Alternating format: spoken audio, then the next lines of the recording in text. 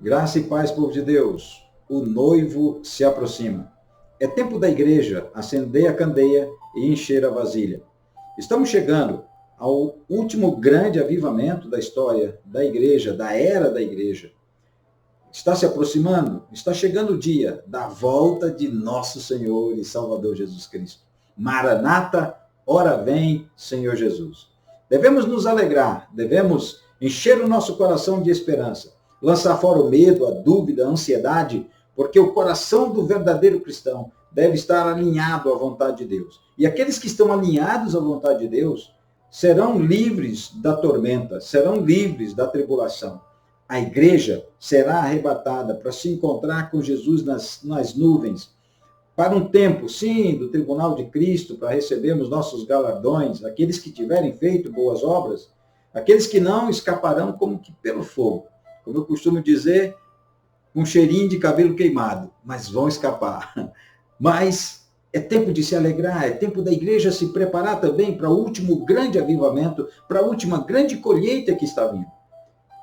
Como homens de Deus, como mulheres de Deus, nós precisamos parar de ter focos desalinhados, precisamos parar de gastar com inutilidades, devemos focar a nossa atenção à palavra de Deus, ao refrigério que essa palavra traz, às convicções que essa palavra traz.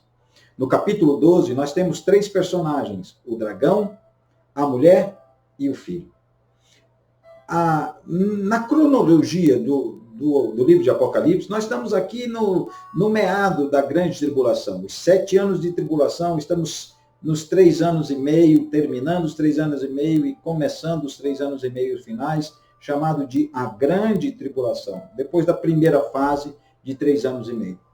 Mas aqui, ao meu ver, há um acontecimento fora do nosso tempo, do cronos humano, numa outra dimensão.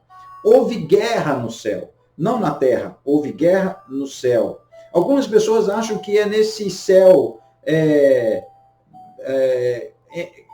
da terra, o céu que nós podemos ver. Não sei o nome que se dá a ele, agora eu não lembro, mas essa primeira camada do céu. Não, eu acredito que foi nos céus, no infinito. Houve guerra nesse céu, entre Miguel e seus anjos, o dragão e seus anjos. O dragão perdeu, foi derrotado e foi expulso do céu. E ele será arremessado na terra. Na grande tribulação, o príncipe dos ares, que fica agora nesses ares externos entre a terra e o infinito, o príncipe dos ares, Satanás, está vagando por aí. Na tribulação, depois dos 3 anos e meio, ele cai sobre a terra com os seus demônios para atormentar os homens. Mas aqui, nessa guerra, ele persegue uma mulher e ele deseja matar o filho desta mulher. Bom, aqui a mulher é uma figura da nação de Israel, do povo de Israel, por vários fatores que nós não vamos mencionar aqui. A criança, o menino que vai nascer, o filho, é Jesus, o prometido, aquele que vai reger com mão de ferro, o Rei dos Reis, Senhor dos Senhores, que reinará no milênio. O dragão, a antiga serpente, é Satanás, aquela antiga serpente lá do Éden, que tentou a Eva, seduziu e a levou a pecar, e ao homem também. Essa antiga serpente, Satanás, ele fez guerra contra a mulher e contra o filho, tentando matar. Todas as vezes que na história de Israel, um homem, uma mulher, se destacava como sendo um referencial de Deus, lá estava Satanás para lhe opor. Por isso, essa perseguição. A igreja será perseguida. Essa guerra nos céus é uma meta-história, fora da nossa realidade, e que mostra uma dimensão diferente da nossa.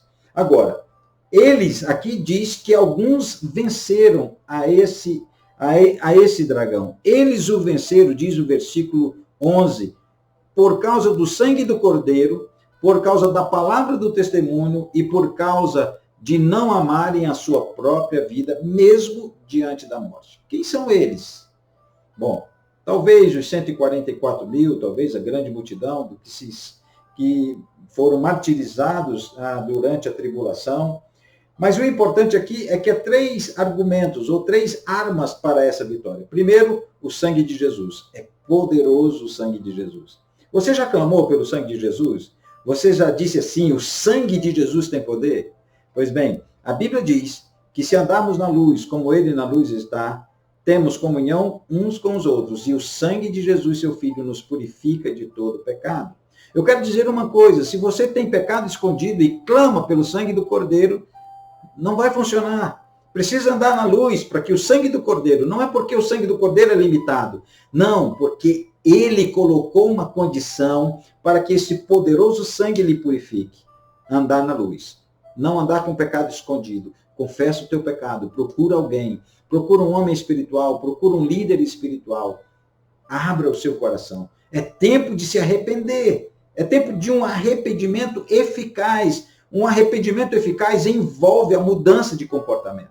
Segunda arma é que eles o venceram pela palavra do testemunho. Bom, para dar um bom testemunho, nós precisamos conhecer a palavra de Deus. A palavra do testemunho é que essas pessoas falaram, anunciaram as boas novas do Evangelho. Para anunciar, eu preciso conhecer. O apóstolo Paulo diz, como ouvirão, se não há quem pregue? E como pregarão, se não forem enviados? Nós precisamos de ter homens e mulheres que vão testemunhar. Embora aqui está falando lá da tribulação, mas eu quero dizer, hoje isso é aplicado. O sangue do Cordeiro e a palavra do testemunho. E terceiro, não amaram a sua própria vida, mesmo diante da morte. O apóstolo Paulo disse certa vez, quer vivamos ou quer morramos, somos do Senhor. A nossa esperança, meus amados, não se resume a essa vida terrena. Nós temos uma esperança superior, a esperança da ressurreição. Então, eles o venceram. O livro de Apocalipse narra essa vitória.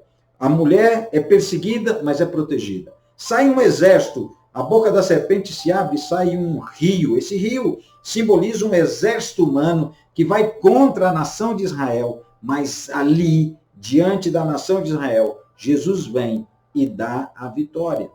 O que é que eu quero dizer para você essa noite? O que é que eu quero dizer para você hoje, nesse dia? Jesus, o Cordeiro de Deus, o leão da tribo de Judá, que venceu, que abriu os selos, que será governante, que é rei absoluto sobre toda a terra e sobre tudo que há. A Bíblia diz que para ele converge todas as coisas. Todas as coisas por ele foram criadas. E tudo foi criado para o louvor da sua glória.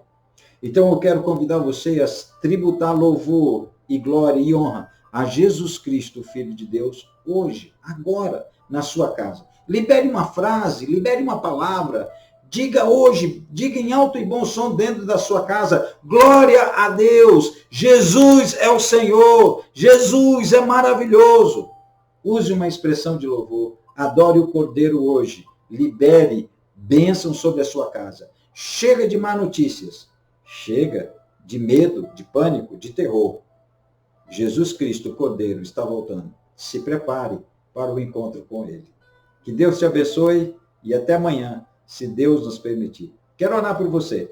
Papai querido, no nome poderoso de Jesus, nós abençoamos todos que nos escutam e nos veem através do Instagram, do YouTube, e nós pedimos, ó Deus, que o Senhor venha com graça e refrigério sobre a vida dessas pessoas. Proteja as nossas casas contra toda praga e todo vírus, em nome de Jesus. Amém. Amém. Deus te abençoe.